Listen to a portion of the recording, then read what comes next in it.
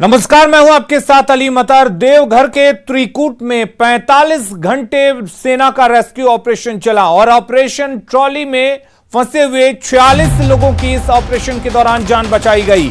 और आपको बता दें, रेस्क्यू में एक महिला घायल हो गई थी जिसकी मौत हो गई है। हादसे में 3 लोगों की मौत की आधिकारिक पुष्टि की जा चुकी है। देवघर त्रिकूट रोपवे में कुल 57 यात्री फंसे हुए थे। न्यूज 18 बिहार झारखंड ने आपको हर खबर से, हर जानकारी से अपडेट रखा।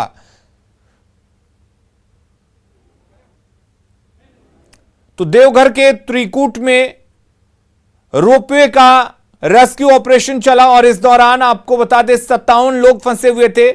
सभी को बाहर निकाल लिया गया। हालांकि 3 लोगों की मौत की आधिकारिक पुष्टि भी हुई। आपको बता दें यह ऑपरेशन बहुत ही मुश्किल था और इसको अंजाम देने में करीब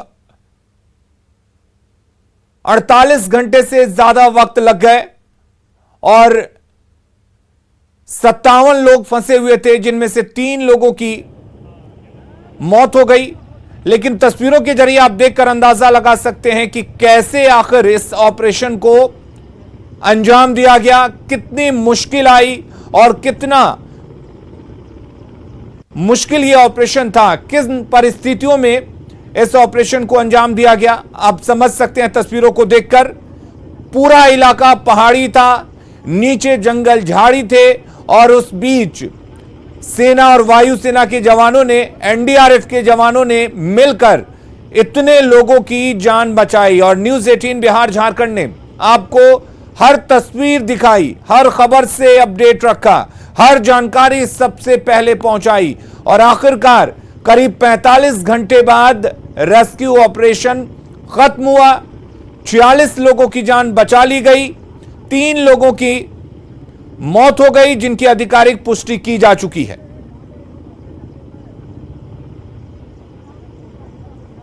तो देवघर में त्रिकूट रोपवे हादसे का रेस्क्यू ऑपरेशन अब खत्म हो चुका है और इन सभी लोगों को, जो लोग इन रोपवे में फंसे हुए थे, उनको बचाया गया। 3 लोगों की हालांकि मौत हो गई।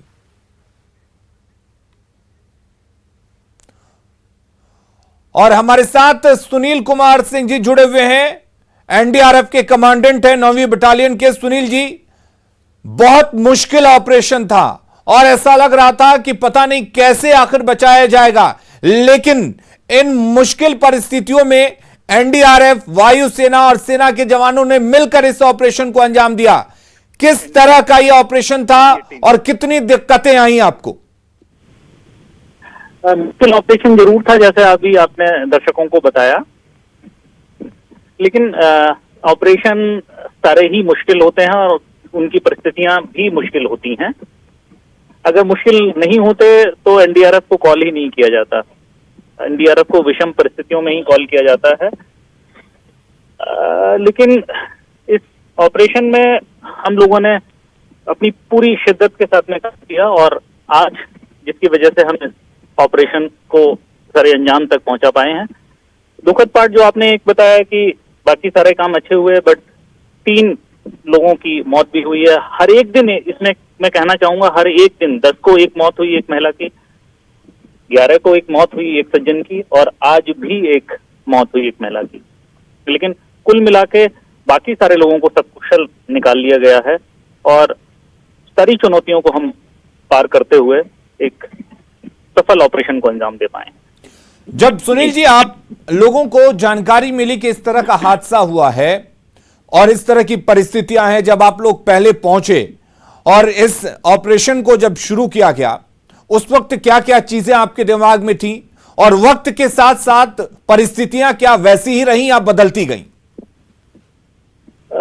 जब हम पहुंचे तब भी परिस्थितियां वही थी और जब हमने ऑपरेशन को अंजाम दिया तब भी परिस्थितियां वही थी। परिस्थितियों में कोई खास फर्क नहीं आया, क्योंकि जैसा कि आप जानते हैं कि त्रिकुट पहाड़ पर केबल कार के माल फंक्शन का एक हादसा था, जिसमें केबल कार का ऑपरेशन जो चल रहा था वो उसमें खराबी आ गई, तकनीकी खराबी आ गई और इसकी वजह से एक केबल कार टूट के गिर गई और बाकी सारी केबल कार जो जहां पर थी उनके ऑक्यूपेंट के साथ में वो विराम अवस्था में आ गई। क्योंकि ये हादसा शाम के समय का था और रात में कुछ हम ज्यादा नहीं कर पाए। उनकी जो मेंटेनेंस ट्रॉली थी उससे हमारे लोग जा के उनकी जो फंसे हुए लोग थे उनको उनकी हौसला अफजाई की कि हम आ गए हैं, चिंता की कोई बात नहीं है। सबसे बात की जिनसे बात नहीं हो सकती थी दूर से, तो उनके लिए हमने लाउड हेलर से कांटेक्ट किया। इसके बाद में जो जिन ट्रॉलीज में हम अपने ह्यूमन एफर्ट से खाना और पानी पहुंचा सकते थे उनमें अपने ह्यूमन एफर्ट से खाना पानी पहुंचाया, जिनमें नहीं पहुंचा सकते थे उनमें हमने ड्रोन की मदद से खाना पानी पहुंचाने के प्रयास किए और सफल भी रहे उसमें। कुल मिला के जो हमारी अप्रोच में थी ट्रॉली, उससे हम उन ट्रॉली से जो भी फंसे हुए थे उनको हमने शाम में ही निकाल लिया। बाकी जो ट्रॉली थी जिनमें हम रात के समय ऑपरेशन नहीं कर सकते थे, नहीं जा सकते थे, और जो ज्यादा दूर थी, बहुत ज्यादा ऊंचाई पर ट्रॉली थी, उनके लिए एयरफोर्स की मदद की जरूरत थी। तो एयरफोर्स को रात में ही रिक्विजिशन कर दिया गया। आर्मी और मदद के लिए आईटीबीपी को भी बुला लिया गया था स्थानीय एडमिनिस्ट्रेशन के द्वारा जी। सुबह से अगले दिन से ऑपरेशन शुरू हुए और शाम तक चलते रहे। सारे लोगों को नहीं निकाल पाए तो हमने आज भी जारी रखा और कुल मिला के सबके प्रयास से ये ऑपरेशन जो है अपने सफल स्थिति में पहुंचा है। सुनील जी, अगर तस्वीरों को देखें और जिस तरीके से वायुसेना के हेलीकॉप्टर्स बचाव कार्य में लगे हुए थे, हमने देखा तस्वीरों को कि कैसे एनडीआरएफ के जवान लोगों को उठाकर और एक जगह से दूसरी जगह ले जा रहे थे। लोग आम लोगों के बीच थे, खाना तक पहुंचाना लोगों तक मुश्किल था। ये तमाम तरह की मुश्किल परिस्थितियां थी। लेकिन जिस तरीके से दूसरे जो भी आपदा होते हैं, नेचुरल कैलामिटीज होती हैं, उनमें एनडीआरएफ को ऑपरेशन के लिए भेजा जाता है, वो भी काफी मुश्किल होती हैं। लेकिन ये जो परिस्थिति थी, ये आम तौर पर कोई प्राकृतिक आपदा नहीं थी, बल्कि एक ऐसी चीज थी जो हवा में लटक रही थी और उनमें से लोगों को निकालना था। तो अगर वैसी परिस्थितियों की बात करें और इस चुनौती की बात करें तो आपको क्या लगा, कितना मुश्किल लगा? देखिएगा, इस वाले हादसे में सबसे बड़ी बात थी जो यहाँ का टेरेन था वो पथरीला था, पहाड़ी था, बीच में जंगल था और जहां पर लोग फंसे हुए थे उसकी ऊंचाई बहुत थी। ऊंचाई 100 फीट से लेके और 600 फीट तक भी हो सकती है जो अपोजिट एंड है वहां पर। और इतनी ऊंचाई पर ह्यूमन एफर्ट से जाना, एक जो जिस रस्सी से जिससे ट्रॉली लटकी हुई है वो पॉसिबल नहीं था। हमारे तो रेस्क्यूअर पहुंच सकते थे लेकिन वहां से फिर जो फंसे हुए हैं उनको निकालना बहुत मुश्किल था जी। जिसकी वजह से हमें एयरफोर्स की मदद लेनी पड़ी थी। हर एक ऑपरेशन की चुनौती अपने हिसाब से अलग होती है, लेकिन इस ऑपरेशन की चुनौती ऐसी थी जिसमें ह्यूमन एफर्ट्स पॉसिबल नहीं थे, मशीन के एफर्ट्स की जरूरत थी और उसमें हेलीकॉप्टर जैसी मशीन की जरूरत थी। तो मैं इसी के साथ में आपसे विदा लेना चाहूंगा। चलिए, बहुत शुक्रिया सुनील जी हमारे साथ जुड़ने के लिए और तमाम बातचीत करने के लिए। तो त्रिकुट पर्वत पर रोपवे हादसे के ऑपरेशन 48 घंटों तक कड़ी मशक्कत के बाद आखिरकार खत्म हो गया।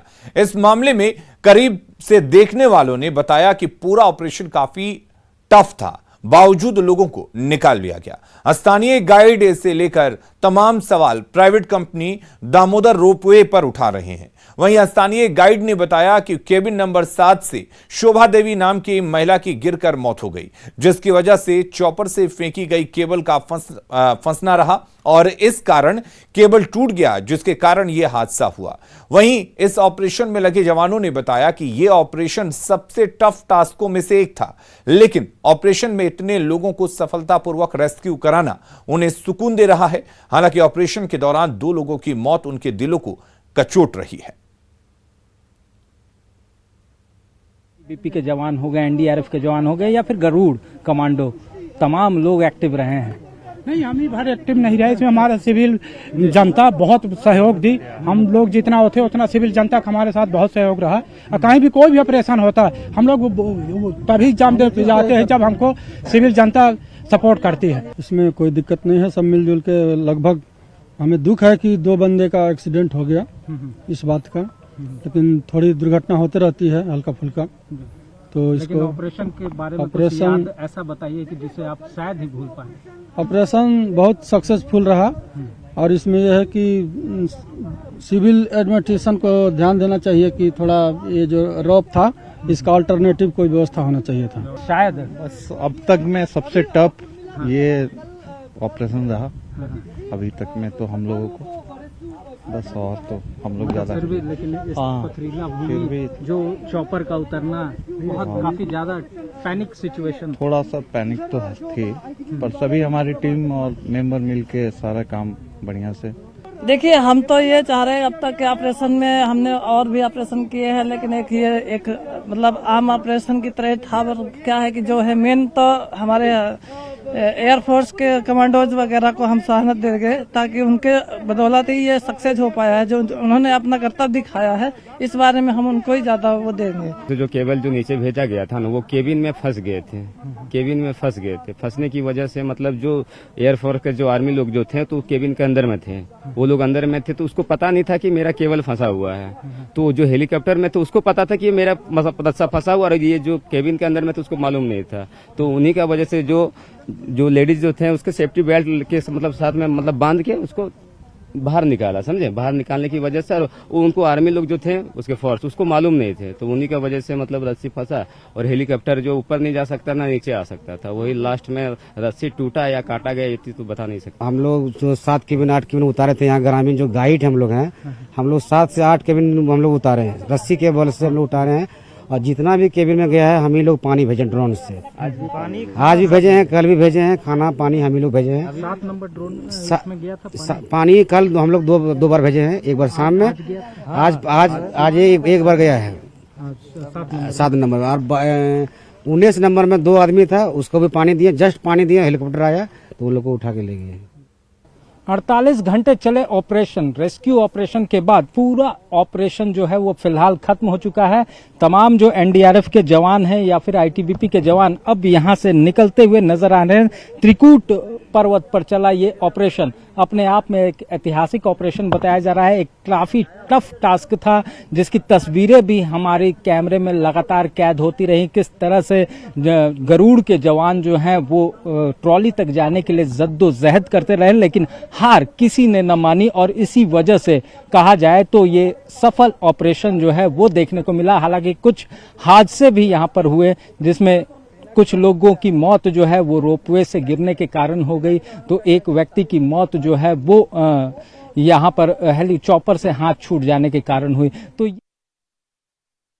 और वहीं इस पूरे ऑपरेशन में ड्रोन की अहम भूमिका रही, क्योंकि ड्रोन की मदद से रोपवे के केबिन में कितने लोग फंसे हैं इसकी सटीक जानकारी मिल पाई। ड्रोन की मदद से लोगों को खाने का सामान और पानी पहुंचाया गया। वहीं इस पूरे ऑपरेशन में एनडीआरएफ की टीम ने भी काफी मशक्कत की। एनडीआरएफ की टीम के डीआईजी ने इस ऑपरेशन के दौरान आई मुश्किल परिस्थितियों को बताया कि जानकारी हमारे साथ साझा की। और वहीं दूसरी तरफ पूरे मामले को लेकर पर्यटन मंत्री हफीजुल अंसारी ने कहा कि ये एक टफ टास्क था, लेकिन सभी के संयुक्त प्रयास से यह ऑपरेशन पूरा हो पाया।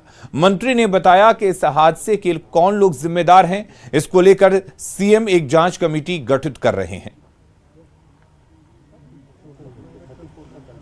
सेकंड रोपो का जो ट्रॉली है इसको लेकर के सबसे ऊपर तक गए हैं, और लाइट लेकर के, लाउड स्पीकर लेकर के, फिर ऊपर से लाइट दिखाते हुए सारे ट्रॉली को कंफर्म करते हुए आए हैं कि किस किस ट्रॉली में कितने कितने लोग हैं, किस ट्रॉली में कितने बच्चे हैं, कितने बुजुर्ग हैं, सब कुछ कंफर्म किए हैं हम लोग। वो सारा डाटा हम लोग शेयर किए एनडीआरएफ और इंडियन एयरफोर्स के साथ। फिर वो हो जाने के बाद सर फिर हम लोग 1 घंटे के बाद फिर गए हैं, खाना वगैरह, फूड पैकेट, पानी बोतल ये सब लेकर के गए हैं। लेकिन रात हो जाने के कारण और ऊपर में सर मौसम इतना ज्यादा खराब था, फॉग था, कुछ विजिबिलिटी एकदम अराउंड 3 to 4 मीटर का अराउंड विजिबिलिटी था, तो कुछ हम लोग नहीं कर पाए उस समय। तो हम लोग बचाए, और जिस जगह जिस तरह की ये घटना घटी थी, ये बहुत कम जगह इस तरह होता है, जहाँ पहाड़ हो, रोपवे हो, हवा हो, तो उस जगह से निकालना बहुत मुश्किल होता है। लेकिन एयरफोर्स के टीम ने और जो उनके एक्सपर्ट जो हैं कमांडो ने बहुत हिम्मत से काम किया और ये ऑपरेशन को सक्सेस किया। एक इमरजेंसी पैदा हुई कि रोपवे जो है वो खराब हो गया और ट्रॉली में फंस गए, तो अपने आप में कोई इमरजेंसी होती है तो एक रिस्क तो उसमें इन्वॉल्व हो ही जाता है। और आप देख रहे हैं 10 तारीख से लेके आज तक अभी जब ऑपरेशन खत्म हुआ है, इसमें पूरे ये कहा जाए कि पूरी तैयारी से, पूरे प्रोफेशनल तरीके से जो भी बेस्ट पॉसिबल अरेंजमेंट हो सकते थे उससे जो है इसको, इस सिचुएशन को रिस्पॉन्ड किया गया और इवैक्यूएशन किया गया। इवैक्यूएशन हाइट और ग्रेडियंट होने की वजह से उसमें अपने आप में चैलेंजेस है कि एक्सेस बहुत कम है, एक ही आदमी जा सकता है, वो भी हैंग करके आपने देखा हुआ कितना रेस्क्यू करेगा। तो जो कल ग्राउंड एफर्ट्स हुए, जिससे टीम यहां से अपने एफर्ट से वायर से जाके फिर ट्रॉली में गई, वो भी एक चैलेंजिंग टास्क था। तो ओवरऑल ऑपरेशन तो चैलेंजिंग रहा और मैं ये कह सकता हूं कि एक इस तरीके के डिजास्टर मैंने देखे हैं, हजार्ड्स इन्वॉल्व रहते हैं इस तरीके का। हमारी जो ट्रेनिंग है, जो तैयारी है ऑपरेशनल, वो हर चैलेंज को फेस करने के लिए हम अपने हिसाब से उसको तैयार रखते हैं और हम लोग फुल्ली इक्विप्ड हैं। एनडीआरएफ और बाकी लोग भी जो आईटीबीपी के हमारे साथी लोग आए और इंडियन आर्मी के थे और एयरफोर्स, सभी ने बहुत प्रोफेशनली सब ने कंट्रीब्यूट किया, बहुत कोऑर्डिनेटेड एफर्ट है। मुख्यमंत्री महोदय जी के द्वारा इसका पल पल की वो खबर ले रहे थे और चिंतित थे और उनको बहुत यहाँ चिंता हो रही थी कि कोई भी जो फंसे हुए हैं उनको तकलीफ नहीं हो। और फिर उसके बाद उस तारीख से लेकर अभी तक हम लोगों ने टोटल जो उसमें फंसे हुए थे 59 टोटल, मतलब 10 तारीख से लेकर आज तक, और उसमें से टोटल रेस्क्यू जो हुए हैं उसमें 3 डेथ हुआ था। एक पहला दिन जैसे इंसिडेंट हुआ था, फिर उसके बाद कल रेस्क्यू के दौरान और आज रेस्क्यू के दौरान एक डेथ हुआ है। त्रिकूट पर्वत पर करीब 4:30 बजे रविवार के दिन यहाँ पर रोपवे की ट्रॉलियां जो हैं वो अचानक से एक हादसे के शिकार हो गई, जिसमें कई ट्रॉलियां जो है वो यहाँ पर फंस गई। और इस पूरे ऑपरेशन में बताया जाता है कि 59 लोग इस ट्रॉलियों में फंस गए, जो करीब 48 घंटों से ज्यादा समय तक इन ट्रॉलियों में ही फंसे रहे, जिसमें से कईयों को 10 तारीख को ही निकाल लिया गया, तो कुछ लोगों को सोमवार को निकाला गया और बाकी बचे लोगों को आज, जो 14 लोग बचे थे उन्हें आज निकाल दिया गया। वहीं पर इस पूरे ऑपरेशन में एनडीआरएफ, आईटीबीपी के साथ साथ आपको ये भी बताना चाहेंगे कि भारतीय वायु सेना और भारतीय सेना के जवान भी पूरी शिद्दत के साथ लगे हुए थे। वहीं इसके साथ जिला प्रशासन की टीम हो या फिर झारखंड पुलिस की टीम भी पूरे एरिया पर अपनी कमांड की हुई थी और उसी की बानगी है कि पूरे एक ज्वाइंट ऑपरेशन के बाद सभी लोगों को रेस्क्यू किया गया। हालांकि इस रेस्क्यू ऑपरेशन के दौरान 2 हादसे हुए जिसकी तस्वीरें हर किसी को विचलित करती हैं, जिसमें एक व्यक्ति और एक महिला की दर्दनाक हादसे के कारण मौत हो गई। वहीं पूरे मामले को लेकर जो जिला प्रशासन है, वहीं मुख्यमंत्री हो गए या फिर प्रधानमंत्री नरेंद्र मोदी, तमाम लोग जो हैं इसकी प्रॉपर मॉनिटरिंग कर रहे थे और उसी वजह से इस ऑपरेशन को सफल करने का दारोमदार तमाम एजेंसियों को भी थी। लोगों का सुरक्षित इवैक्यूएशन किया गया है। वहीं पूरे मामले को लेकर जो जानकारी सामने आई है, दामोदर रोपवे नामक जो एजेंसी है, प्राइवेट लिमिटेड कंपनी, वो इस रोपवे को चला रही थी और उसी में मेंटेनेंस कार्य प्रभावित होने के कारण ये हादसा हो पाया और कहीं न कहीं लोगों को अपनी जान भी गंवानी पड़ी है। ऐसे में सवाल उठते हैं कि इन रोपवे के जिम्मेवार कौन है, इस हादसे के जिम्मेवार कौन लोग हैं और उन लोगों पर कब तक कार्रवाई होगी। पूरे मामले को लेकर मुख्यमंत्री भी आला स्तरीय बैठक बुलाई है और एक जांच कमेटी का भी ऐलान किया जाना है, जिसके बाद पूरे मामले की निष्पक्ष जांच होगी और देखना होगा कि उस जांच के बाद क्या कुछ निकलकर सामने आता है और कौन लोग इसके जिम्मेवार ठहराए जाते हैं। कैमरामैन संत के साथ ओम प्रकाश, न्यूज 18 रांची। मुख्यमंत्री हेमंत सोरेन ने त्रिकूट रोपवे घटना को देश की पहली घटना बताया है। हेमंत सोरेन ने कहा कि रोपवे में फंसे 48 में से 46 लोगों को बचाने में जवान कामयाब रहे। गरुड़ कमांडो, आईटीबीपी, एनडीआरएफ के जवानों ने इस दौरान अपनी मानवीय संवेदना भी दिखाई और केबिन में फंसे बच्चों के साथ रात बिताया।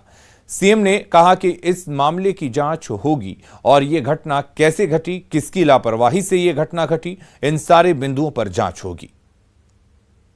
आईटीबीपी की टीम, एयरफोर्स की टीम को एक्टिव किया जा सका।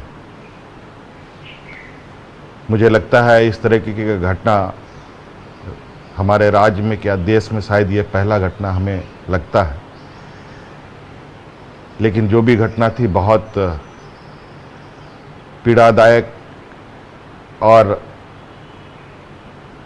काफ़ी दर्दनाक रहा, जिसमें महिला, पुरुष, छोटे बच्चे सभी लोग फंसे रहे। अंतोगत्वा 48 लोगों में 46 लोगों को बचाया जा सका। गरुड़ का एक जवान ट्रॉली में ही उसने रात बिताया, जहां उस ट्रॉली में 2 छोटे छोटे बच्चे थे। ये निश्चित रूप से काफ़ी संवेदनाएं प्रकट करती हैं देश के जवान के प्रति। बड़ी दुर्घटना के पीछे क्या कारण है, क्या इसकी वजह रही, इसमें क्या कौन दोषी पाए जाएंगे, क्या किया जाएगा, इसमें कितनी बेहतर से बेहतर जांच की जा सकती है, इस पर कार्रवाई की जाएगी। और जो भी इसमें कानूनी प्रक्रिया है उसको अपनाते हुए सभी मृतक परिवारों और घायल परिवारों पर भी निर्णय लिया जाएगा। और जवाहर झारखंड के इस बुलेटिन में फिलहाल के इतना ही। आइए देखते हैं क्रिप्टो की समझ।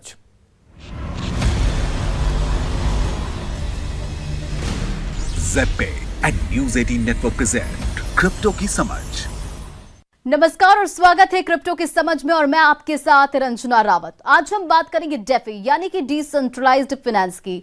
आपको बता दें कि डेफी की टोटल वैल्यू बढ़कर अब $231 बिलियन हो गई है। 2 दिसंबर 2021 को डेफी की टोटल वैल्यू $256 बिलियन की ऑल टाइम हाई पर पहुंच गई थी। लीडो, एंकर जैसे डेफी एप्लीकेशंस ने भी बढ़त के साथ नंबर 2 और नंबर 3 की पोजीशन हासिल कर ली। अब जानिए कि डेफी है क्या। Decentralised finance public blockchain space पर कई एप्लीकेशंस और कई प्रोजेक्ट्स के लिए एक अम्ब्रेला टर्म है। डेफी को आमतौर पर स्मार्ट कॉन्ट्रैक्ट्स का इस्तेमाल करते हुए ब्लॉकचेन टेक्नोलॉजीज पर निर्मित फाइनेंशियल एप्लीकेशन के तौर पर देखा जाता है। अब जानिए कि स्मार्ट कॉन्ट्रैक्ट्स क्या है। ये ऑटोमेटेड रूप से लागू करने वाले कॉन्ट्रैक्ट्स होते हैं जिन्हें एग्जीक्यूट करने के लिए बिचौलियों की जरूरत नहीं होती है, और कोई भी जिसके पास इंटरनेट कनेक्शन है वो इसको एक्सेस कर सकता है। डेफी में क्या शामिल है? डेफी में डिसेंट्रलाइज्ड ब्लॉकचेन नेटवर्क्स पर एप्लीकेशंस होते हैं जिन्हें इजी लेंडिंग, उधार लेने या फाइनेंशियल टूल्स की ट्रेडिंग के लिए एक्सेस राइट्स की जरूरत नहीं होती है। आज ज्यादातर डेफी एप्लीकेशंस एंथेरियम नेटवर्क का इस्तेमाल करके बनाए गए हैं। मार्केट शेयर के हिसाब से 54.31% के साथ एंथेरियम, 13.15% के साथ टेरा और 5.77% के साथ बिनेंस डेफी के टॉप ब्लॉकचेन्स हैं। आज के एपिसोड में बस इतना ही। Take care.